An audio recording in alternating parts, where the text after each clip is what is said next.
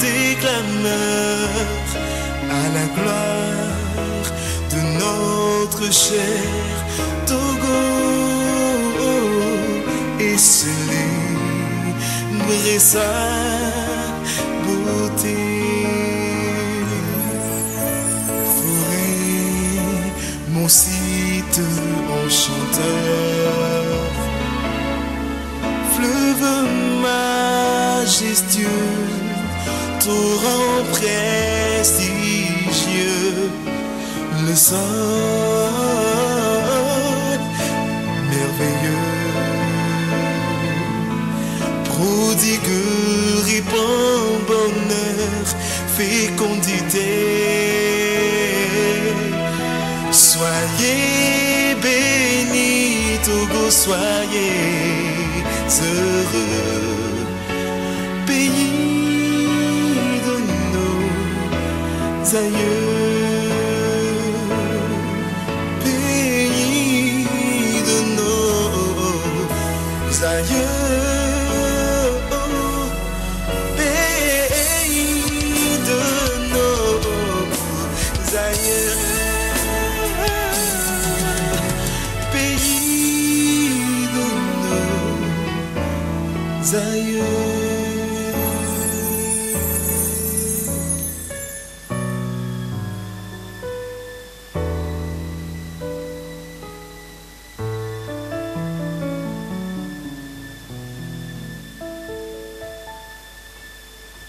Pour la paix, le développement de la patrie, le travail bien fait et la bonne communication, la TVT au cœur de votre vie.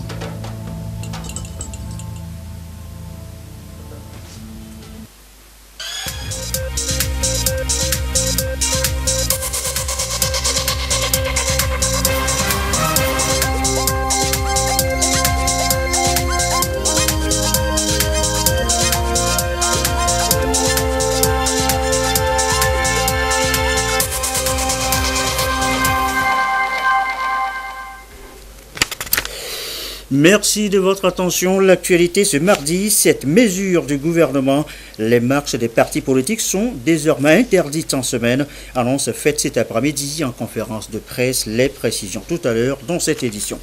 Logement, le bail, les loyers, le gouvernement à l'avenir regardant sur les prix. L'avant-projet de loi réglementant le secteur jugé obsolète est réexaminé depuis ce matin à Badou.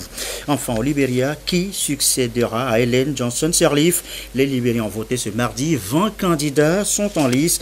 Parmi eux, l'ancien footballeur George Weah, Mr. George. Voilà, madame, monsieur le sommaire, bienvenue. Bonsoir à tous. Plus de marche donc des partis politiques en semaine. Mesure annoncée cet après-midi en conférence de presse par le gouvernement. La décision fait suite aux dernières manifestations émaillées de violences et d'actes de vandalisme. Nous reviendrons tout à l'heure sur le sujet en préparation dans le courant de cette édition. Et sachez aussi que le président de l'Assemblée nationale informe les députés que la 3e séance plénière de la 2e session ordinaire de l'année aura lieu ce jeudi 12 octobre 2017 à 9h au Palais des Congrès, siège de l'Assemblée nationale. On en vient maintenant au logement, le bail, les loyers. Le gouvernement veut désormais regarder de près les prix, la fixation des prix. L'avant-projet régissant le secteur jugé obsolète est réexaminé depuis ce matin à Balou. Les travaux sont élargis aux tests sur la construction, le logement, le développement de l'habitat. Travaux lancés ce mardi par le ministre Cécénou qui a eu d'autres activités dans la région. Reportage Robert Kotobé, Antoinette Omovovo. Nul n'ignore les difficultés auxquelles font face les locataires dans la recherche d'un logement décent pour les uns et des immeubles à usage commercial ou professionnel pour les autres. Des difficultés qui sont liées au coût élevé des loyers et au montant exorbitant des cautions qui vont d'1 an à 3 ans parfois. À Balou, par exemple, c'est un milieu rural, mais le loyer coûte cher. Des fois, c'est à 3 500 chez certains, d'autres 5 000. Alors que, bon, notre revenu est très très précaire par rapport à cela, aux frais de loyer. Bon, par exemple, moi, là où je suis, notre propriétaire elle prend l'argent pour 1 an. Mais en général, surtout à Lomé, c'est trop. Et comme il n'y a pas assez de boulot, les travaux là, ça manque. Pour le paiement là, on peut dire que c'est trop élevé. Parce que le fait de payer le loyer à chaque fin du mois là, ça chauffe. Donc si le gouvernement peut nous aider dans toutes ces choses-là, ça serait bon. Le gouvernement togolais n'est pas indifférent à ces doléances. Déjà en 2014, il a initié un avant-projet de décret dans le but de réglementer ces deux types de baux. Ici, à Badou, urbanistes, topographes, géomètres, agents immobiliers et corps judiciaires s'engagent à réadapter le test aux réalités actuelles. Sur le plan juridique, le gouvernement a pris des engagements vis-à-vis de sa population. Donc, il reste maintenant à traduire ces engagements dans les faits et doter le pays d'un instrument juridique. D'où le décret qui régit le rapport entre les locataires et les habitants. Et donc nous sommes venus à Badou aujourd'hui pour réfléchir sur ces tests portant bout d'application parce que déjà en 2015, ce document a fait l'objet d'une première lecture en Conseil des ministres. Des recommandations, des instructions ont été données. Donc des enquêtes ont encore été faites sur le terrain pour qu'il y ait une adhésion de la population vis-à-vis de ce test. L'un des objectifs auxquels veut atteindre le ministère de l'Urbanisme est de mettre aussi fin aux relations conflictuelles entre locataires et propriétaires liées à la fixation des prix. Ainsi, une approche participative et inclusive de la relecture de ce décret est envisagée pour protéger le locataire sans décourager le propriétaire. Apparemment, vous pouvez penser que ça a tardé. Non, c'est parce que nous voulons recueillir l'assentiment, l'adhésion de tous les citoyens togolais à un test qui doit s'appliquer à tout le monde. Et donc, quand ce texte sera voté, on n'a plus besoin de contraindre quelqu'un pour le faire. Donc, nous disons, c'est quoi nous disons? C'est pour améliorer les rapports entre bailleurs et locataires. Et nous ne voulons pas léser qui que ce soit. Est-ce que vous voyez? Donc, c'est le juste milieu qui sera appliqué pour que les locataires, les constructeurs puissent gagner et que les locataires également ne se sentent pas trop étouffés. Des visites inopinées ont été effectuées en marge de cette session. Le ministre et sa suite se sont rendus au CEG Badouville, au lycée Badou, les inspections des enseignements primaires et secondaires et au stade municipal de la ville. Il a achevé sa journée au centre hospitalier préfectoral de Badou où il a offert des vivres et non-vivres aux corps soignants et aux malades. Revenons sur la construction encore. Vous le savez, le PUDC, le programme d'urgence de développement communautaire, a ouvert plusieurs chantiers, forages, pistes rurales, construction d'établissements scolaires ou de centres de santé. Quels impacts pour l'environnement? Un rapport a été commandité. Le document fait l'objet d'études depuis ce matin. Tabita ici à Kako, Carmen Magé à Kako pour nous en dire plus. Après le lancement du PUDC, programme d'urgence de développement communautaire en juin 2016, une mission a été confiée au groupement SECDE et à Envie Développement pour mener une évaluation stratégique environnementale et sociale du programme en vue de relever les impacts du PUDC sur l'environnement afin de garantir sa durabilité. Les études ont donc été menées et des documents élaborés. À cette rencontre, les ministères sectoriels partenaires du PUDC, les spécialistes de l'environnement et les représentants de la société civile analysent ces documents en vue de les adapter aux normes en vigueur. L'évaluation environnementale sociale a permis de pouvoir livrer le cadre de gestion environnementale et sociale, de pouvoir délivrer le plan de gestion des pestes et pesticides et de pouvoir délivrer également le plan de recasement des populations, qu'on appelle le cadre politique de recasement des populations. Donc les trois documents ont pu identifier les impacts positifs et négatifs liés à la réalisation des activités du PUDC. L'approche de mise en œuvre du PUDC est fondée sur le renforcement du partenariat avec tous les acteurs clés du développement du Togo. Pour le PNUD, l'intégration de la dimension environnementale dans le programme permettra d'harmoniser les stratégies d'intervention dans la lutte contre la pauvreté. L'objectif étant, là où il y a des impacts négatifs des actions du PUDC, qu'on puisse prendre les mesures adéquates pour les mitiger. Et là où il y a des impacts positifs des activités du PUDC, que nous puissions les renforcer. Le programme d'urgence de développement communautaire est appelé à contribuer à l'amélioration significative des conditions de vie des populations vivant dans les zones peu ou mal desservies par les infrastructures et services socio-économiques de base. Dans la foulée, ce coup de main aux commerçantes et commerçants du grand marché de Lomé, un magasin de 3000 tonnes pour stocker les produits céréaliers a été construit sur place. Coup de main aux commerçants, certes, mais aussi à l'État togolais. L'ouvrage a été financé par l'UMOA. Kwasiglé, Lucassi. Un magasin d'une capacité de 3000 tonnes pour assurer le rôle de grenier des produits agricoles afin de desservir les femmes revendeuses de céréales du Grand Lomé. Ce magasin de stockage va permettre à l'ANSAT de réguler davantage les produits agricoles sur le marché et de veiller à la sécurité alimentaire.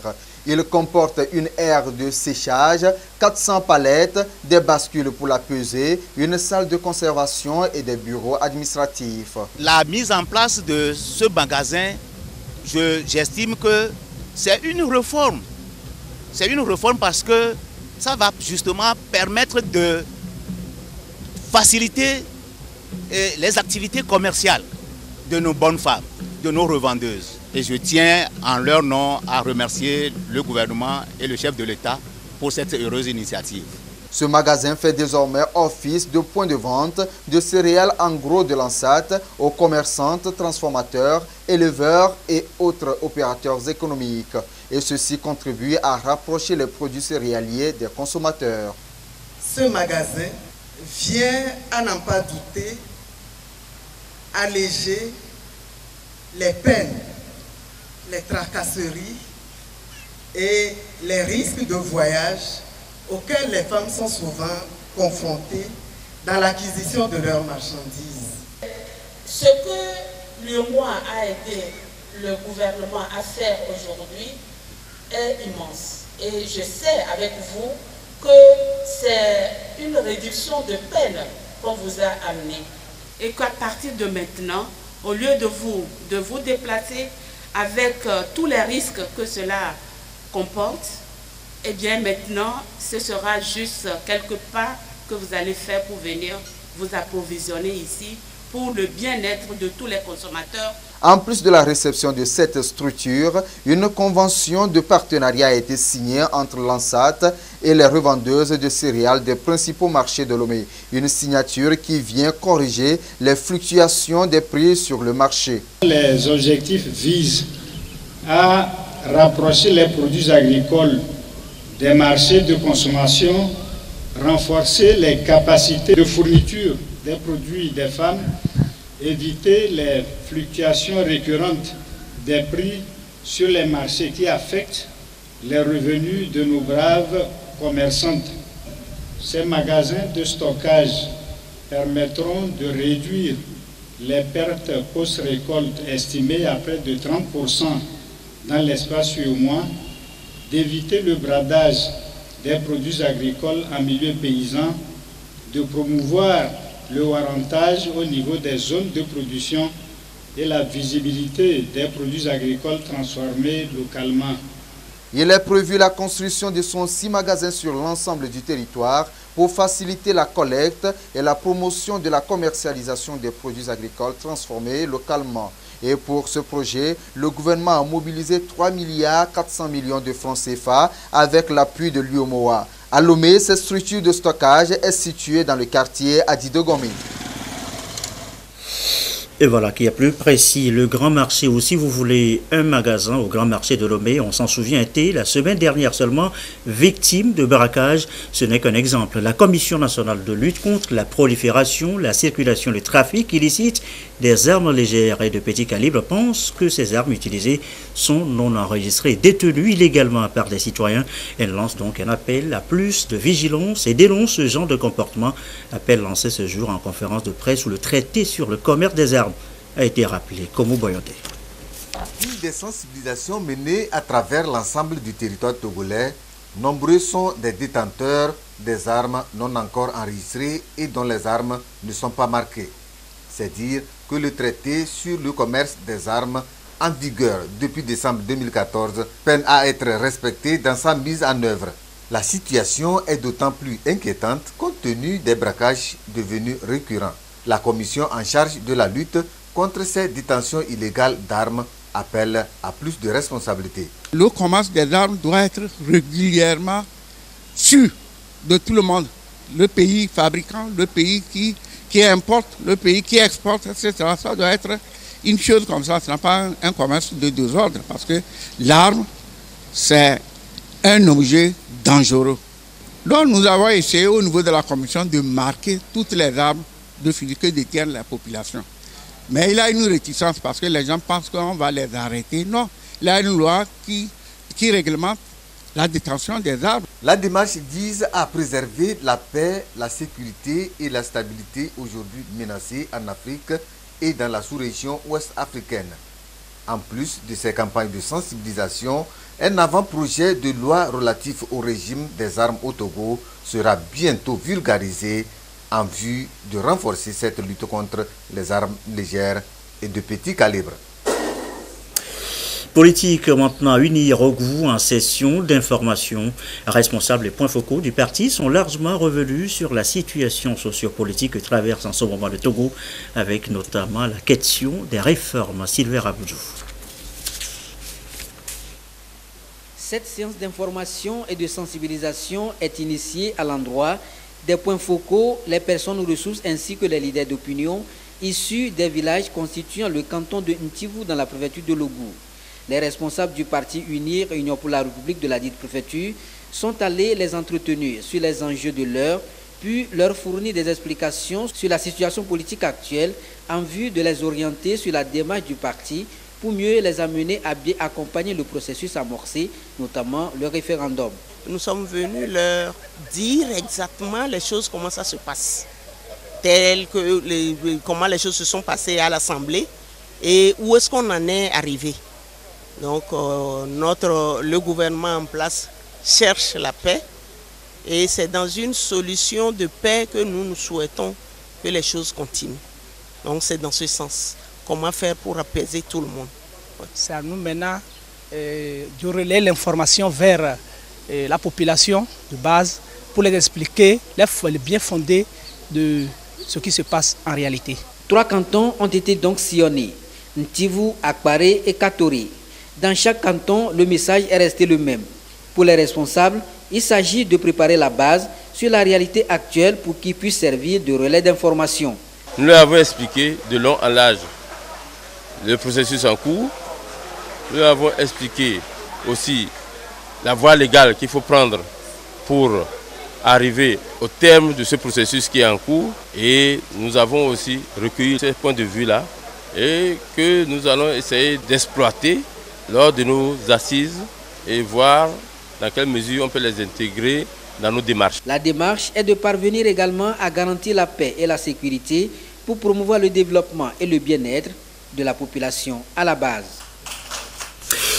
Politique encore, mais à l'étranger, au Libéria, qui succédera à Ellen Johnson Sirleaf? Les Libériens ont voté ce mardi, 20 candidats sont en lice, parmi eux George Weah, l'ancien footballeur. Il s'agit d'un scrutin test pour ce pays qui a connu, vous le savez, par le passé, 14 années de guerre civile. Gérald Agoujou. Suffrage universel en Afrique s'apprête à laisser le fauteuil présidentiel. 12 ans après son élection inattendue en 2005 et après 2 mandats consécutifs, Ellen Johnson Sirleaf, 79 ans, est l'une des seules personnalités politiques africaines à ne pas avoir modifié la constitution de son pays, le Libéria, pour briguer un nouveau mandat. Elle a voulu respecter la constitution de son pays pour permettre à son pays d'être parmi ces nations, ces États qui respectent les principes élémentaires de la démocratie dans la sous-région ouest-africaine, précisément dans l'espace au CEDEAO.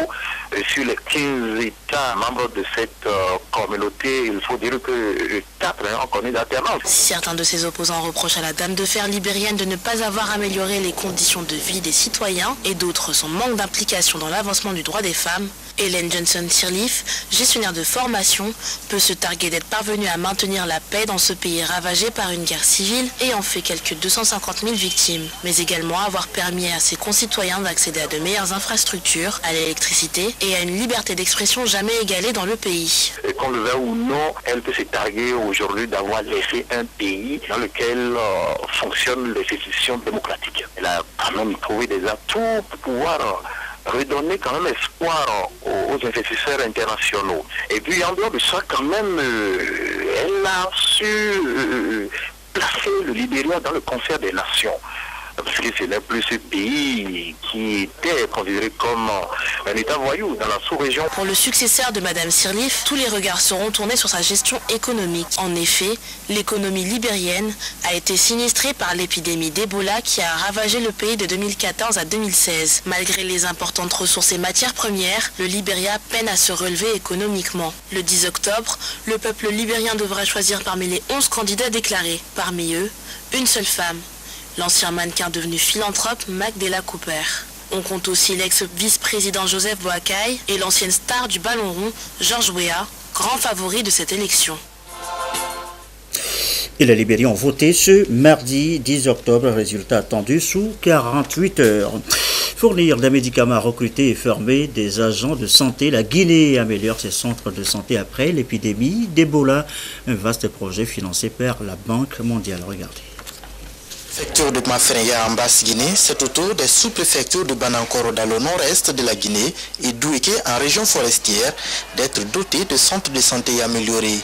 L'infrastructure et les équipements répondent parfaitement aux standards des structures prêtes à faire face à des maladies graves à potentiel épidémique comme la maladie à virus Ebola. La Guinée a souffert de l'Ebola et particulièrement dans la région forestière. C'est pourquoi il est extrêmement important que nous fassions tout pour que la Guinée ne connaisse pas de nouveau une autre épidémie.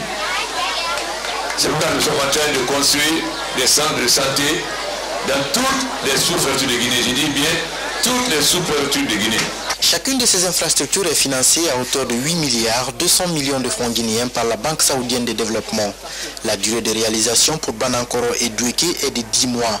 Les séquelles dévastatrices laissées par l'épidémie d'Ebola ont poussé les autorités à mieux réformer le système sanitaire dans le but de répondre efficacement à d'éventuelles menaces. Nous ne voulons plus que la Guinée souffre d'une autre épidémie comme nous avons souffert de l'Ebola, qui a été une très grande épreuve. Mais aussi, pour que nous ne soyons plus d'autres maladies, il ne faut pas seulement qu'on ait des médecins et des infirmiers. Il faut qu'on ait le personnel communautaire de santé. C'est pourquoi j'ai lancé au niveau de l'Union africaine que nous formions 2 millions d'agents communautaires. L'apparition brusque de l'épidémie d'Ebola en 2013 a mis à nu les faiblesses du système de santé en Guinée. Plus de 2500 personnes ont perdu la vie du fait de manque d'équipements adéquats ou d'infrastructures de pointe. Les leçons tirées de cette épreuve ont imposé une réforme en profondeur, d'où ce vaste programme de construction de centres de santé améliorés dans l'ensemble des sous-préfectures du pays. Retour chez nous dans le reste de l'actualité. Suite des concertations, la Caisse nationale de sécurité sociale rencontre aujourd'hui avec les entreprises BTP l'ordre des géomètres. L'immatriculation des entreprises et des travailleurs est le principal fondement de ces séances de travail. Serge Tastom, Antoinette Omovova. La Caisse nationale de sécurité sociale poursuit sa séance de sensibilisation. Et ce jour, les échanges avec l'Ordre national des experts comptables et des comptables agréés du Togo, l'Ordre des géomètres du Togo et le Groupement national des entrepreneurs du bâtiment et des travaux publics du Togo ont permis de mettre l'accent sur le devoir des employeurs vis-à-vis de leurs employés et de la Caisse nationale de sécurité sociale. Nous savons l'existence de la Caisse nationale de sécurité sociale, mais en réalité, nous ne maîtrisons pas profondément les droits et devoirs de nous-mêmes en tant qu'employeurs et de nos employés. Il y en a qui systématiquement cotisent, mais qui ne sont pas informés en retour des droits qui leur devaient revenir. Donc je crois que c'est une occasion à saisir pour nous et après nous on va essayer de faire rejaillir ça sur toute notre corporation. Et je crois que c'est très important que la CNSS rappelle dans ce message toute la portée de son intervention dans le cadre de justement la solidarité entre tous les travailleurs, y compris les entrepreneurs. Nous allons apporter nos petites contributions pour améliorer ce qui est déjà fait ou bien ce qui est en train d'être fait. Et nous pensons qu'avec la nouvelle équipe à la caisse, ils ont apporté quelques modifications dans les procédures. C'est des nouvelles propositions que la caisse est en train de faire et elles sont bienvenues. Les réformes entreprises depuis 2011 ont apporté des innovations au niveau de la Caisse nationale de sécurité sociale. Également, la loi prévoit des sanctions à l'encontre de tout employeur n'ayant pas immatriculé son employé à la Caisse nationale de sécurité sociale. On peut déjà commencer par évoquer le champ d'application personnel qui aujourd'hui permet d'inclure dans la couverture sociale tous les travailleurs que nous qualifions comme travailleurs relevant du secteur informel et les indépendants. Et en plus, je dois signaler que les ministres des cultes, les entrepreneurs, qui au départ ne pouvaient pas être ou ne pouvaient pas devenir assurés de la CNSS, qui aujourd'hui, depuis cette date-là, peuvent également être couverts par cette nouvelle loi. C'est une obligation. Vous comprenez que si la loi dispose de certaines façons de faire, de certaines façons de vivre, si on se met volontairement en marge de la loi, naturellement, eh bien, celui qui a intérêt peut porter plainte et bénéficier donc d'une réparation. Ainsi, il revient à l'employeur de demander l'immatriculation de son salarié.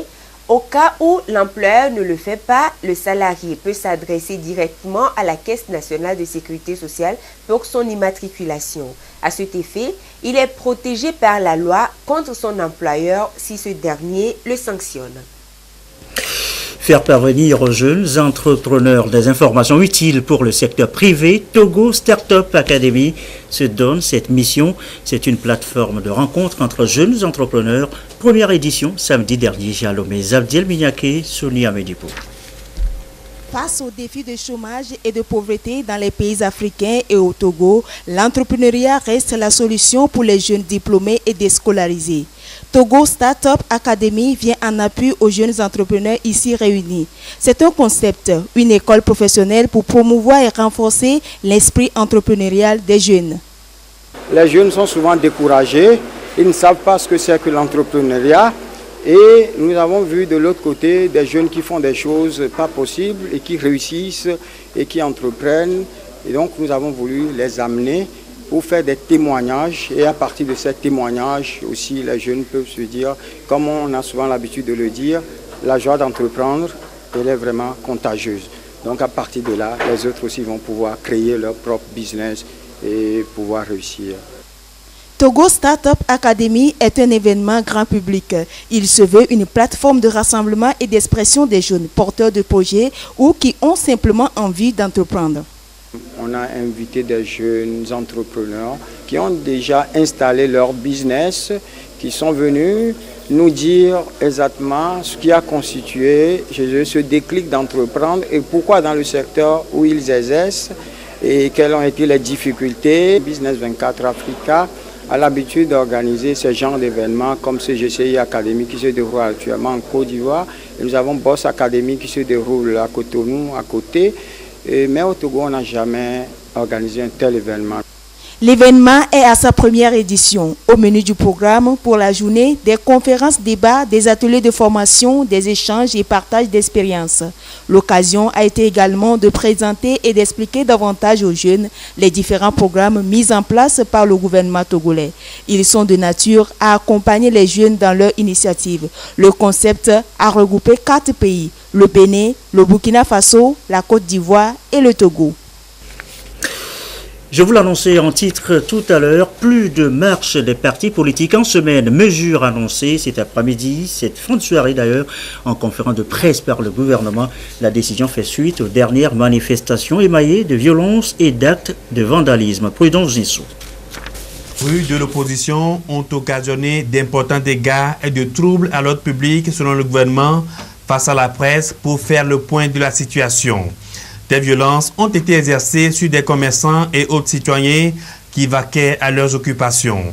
Le gouvernement condamne ces actes et appelle une fois encore à la retenue et au sens de responsabilité des manifestants. Quand on parle de pacifique, il y a le mot paix. Mais quand les gens qui n'ont rien à voir avec ces manifestations se trouvent bloqués, agressés, violentés. Et ce n'est pas normal. Ce n'est pas normal. Le comble, le 5, le point de regroupement, c'était à Tikoumé. Mais les gens se sont retrouvés à Degomé avec les barricades. Les femmes qui vendent au bord de la route ont été fouettées, étalées, brisées. Parce qu'elles ne sont pas jointes aux marcheurs. Est-ce que c'est normal? Ces organisateurs sont les donneurs de leçons de démocratie. Est-ce que c'est normal? Ils ont tenté de loger les enfants. Nous avons déjà la mort d'un enfant sur la conscience au niveau de Mongo. Aujourd'hui, nous cherchons comment cet enfant a pu trouver la mort. Et les gens se permettent d'aller les déloger dans les salles de cours. Pourquoi? Parce qu'ils cherchent à avoir plus de victimes. Des victimes innocentes. Le gouvernement est ouvert. Ça, on pouvait même dire les marches sont interdites en semaine. Et celui qui veut marcher, le week-end, on sait qu'il n'y a plus d'enfants à l'école, il peut marcher.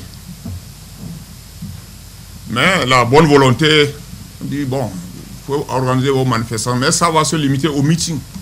Parce qu'on dit pacifique, les gens profitent, agresser d'autres compatriotes, bloquer la voie pendant des heures et des heures. Le 5 à Sogodé, c'était encore pareil. Les éléments ont pu trouver une voie pour dévier la circulation. Ils sont allés encore mettre les barricades là-bas. Ça, c'est pour dire quoi? On s'en fout de l'État? Non. C'est pas normal. Pas normal. Et quand nous discutons avec les... Moi, j'ai été hier sidéré. Quand j'ai posé le problème des actes de violence, ils m'ont dit qu'ils ne sont pas au courant. La délégation qui est venue nous a dit qu'elle n'est pas au courant. C'est à la télé, ils ont vu le ministre de la Sécurité parler des voies de fait, d'agression, de violence. Mais quand on discute et qu'on nous dit qu'on n'est pas au courant, ça fait mal. Ça fait mal. Certains parmi vous ici ont été agressés. Face à la gravité de la situation et pour recadrer la loi sur les manifestations publiques au Togo, le gouvernement prend un certain nombre de mesures pour préserver la paix sociale. Nous ferons en sorte que la loi soit appliquée intégralement dans toute sa rigueur en semaine. Nous ferons en sorte que les manifestations se fassent en un lieu fixe. C'est prévu par la loi. La loi est très claire dessus. C'est une manifestation pacifique publique, ça peut être une réunion publique ou un meeting où les gens peuvent se retrouver et passer leur message. Donc en semaine. Et en week-end, en fin de semaine, samedi, dimanche, les manifestants peuvent faire comme d'habitude. Mais en semaine, nous ferons en sorte que ce soit comme ça. C'est dans l'intérêt de tout le monde. Ce sera valable pour tout le monde. Ce n'est pas seulement pour X ou pour Y. Ce sera pour tout le monde. Tenez, nous avions reçu une déclaration de manifestation pour le 12, 13 et 14 octobre par le groupe des 14 partis politiques. Vous voyez, 12 c'est jeudi, 13 vendredi et 14 samedi. Et nous les avons reçus hier et nous leur avons déjà donné ces informations. Voilà. Les manifestations, la liberté de manifestation est toujours garantie. La loi elle-même, elle a prévu tout ça. Manifestation en un endroit, cortège, etc., etc. Alors nous disons en semaine, ce sera des manifestants en un endroit fixe, que certains appellent réunion publique, d'autres appellent meeting. Et en week-end, aux fins de semaine, ce sera les marches suivies de meeting. Nous lançons un appel pour que nous puissions mettre efficacement en œuvre ces mesures dans l'intérêt de notre pays. Personne n'a intérêt à détruire notre Togo, sauf ceux qui ne sont pas de vrais Togolais.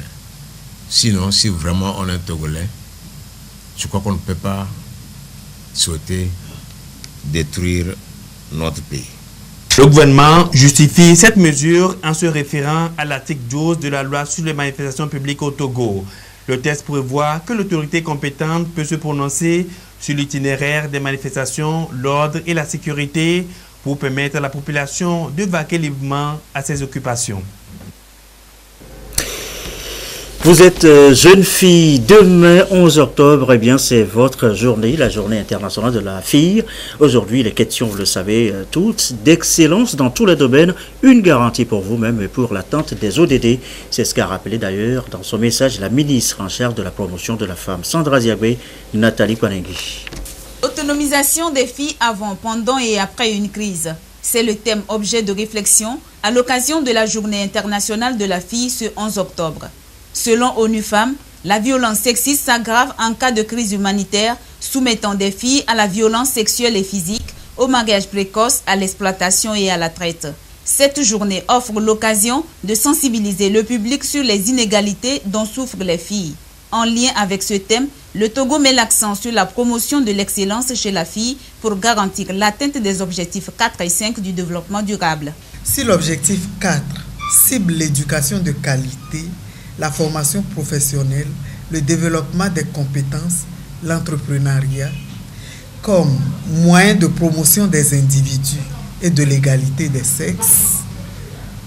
L'objectif de développement 5, quant à lui, vise à parvenir à l'égalité des sexes en autonomisant les femmes et les filles. Le gouvernement veut attirer l'attention de tous les acteurs intervenant dans le secteur de l'éducation et de la formation sur la nécessité d'intensifier leurs actions et surtout de mettre en œuvre des stratégies novatrices visant à favoriser le maintien et la promotion des filles dans le système éducatif. Les manifestations officielles de cette édition auront lieu à Tchamba, dans la région centrale. Elles seront marquées par des causeries débats autour du thème retenu pour cette année, et ce dans toutes les régions, suivi de l'octroi de bourses d'excellence aux meilleurs élèves des séries scientifiques et techniques industrielles. Le gouvernement a pris nombre de mesures et a mis en œuvre, dans une synergie d'action avec ses partenaires, plusieurs programmes et projets. Ces actions ont permis d'avoir des résultats encourageants. À titre d'exemple, sur les 828 candidats qui ont eu les mentions bien et très bien au bac 2 en 2017, toutes séries confondues, on compte 290 filles, soit environ 35%. Pour ceux qui ont au moins 12 sur 20, les filles représentent près de 41%. Le ministre Tchabinondi Kolani Yenchare appelle à un engagement accru dans la recherche de l'excellence chez les filles, un élément capital pour atteindre des résultats équitables et durables en termes de développement. Et cela passe par la promotion constante de la scolarisation de la jeune fille. En somme, permettre à toutes les filles d'aller à l'école et parvenir à un niveau d'études plus élevé. Week-end, nous voilà l'annonçons, week-end d'échange pour la presse togolaise dans un lieu de villégiature. Agbodrafort a été donc retenu pour marquer les 10 ans du Conseil national des patrons de presse, CONAP. Reportage de Ekwesala. Les patrons de presse profitent de cet espace récréatif du lac Togo pour réfléchir sur la presse togolaise. Ici, ils ont cherché des problèmes qui minent le secteur et ils les ont apparemment trouvés. Selon eux, les dérives proviennent de l'intolérance, de l'ethnocentrisme et du tribalisme. Et se basant sur l'article 16 du Code togolais de la presse relatif à la confraternité, les patrons veulent à ce rendez-vous renforcer le lien de cohésion et de vivre ensemble qui doit prévaloir entre les journalistes. Le métier est miné par les querelles entre confrères, alors que dans ce métier, ce qu'on privilégie de plus, c'est la confraternité, dans ce sens que nous faisons le même travail dans l'intérêt du peuple. Et qu'on n'a pas intérêt, parce que le métier, comme tout corps de métier, doit être soudé et c'est en étant soudés qu'on arrive à bien travailler. La discussion est à cœur ouvert et chaque patron de presse a fait des propositions en vue de rendre plus professionnelle la presse togolaise. Et vous avez, pendant le débat, écouté les uns et les autres qui ont posé un problème qui allait même au-delà de la confraternité. Il y a la pauvreté et puis il y a l'esprit de méchanceté qui anime certains journalistes où on peut taxer tel proche de l'opposition, tel proche du pouvoir, alors qu'un journaliste reste toujours un journaliste. Nous avons discuté pour trouver les voies et les moyens qui puissent nous permettre de rectifier le tir. Cette rencontre d'Agbodrafort marque le démarrage d'une série d'activités qui vont meubler les 10 ans du Conseil national des patrons de presse. Et voilà qui met fin à cette édition du soir. Merci à vous qui nous suivez ce soir encore sur la télévision togolaise. Et comme d'habitude, toujours fidèlement, très belle soirée.